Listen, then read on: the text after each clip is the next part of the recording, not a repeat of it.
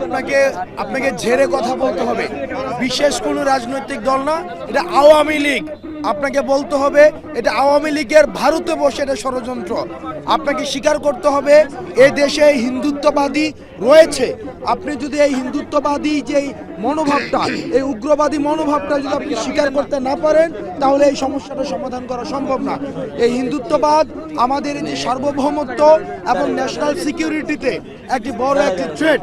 আমরা বারবার এই হাসিনা পালিয়ে যাওয়ার পরে আমরা দেখেছি যে ষড়যন্ত্র অব্যাহত আছে এবং ভারতে বসে উনি দেশের স্থিতিশীলতা নষ্ট করার জন্য পায়তারা করে যাচ্ছে।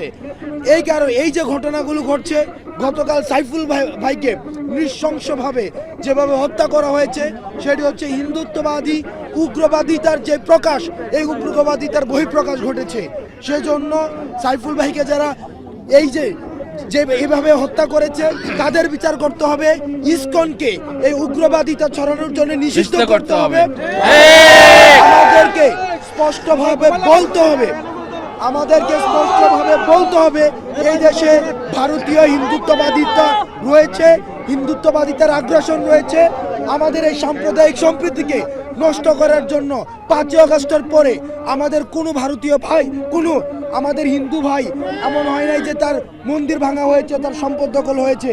আমাদের দাড়ি টুপিওয়ালা ভাইরাই এসব মন্দিরকে পাহারা দিয়েছে।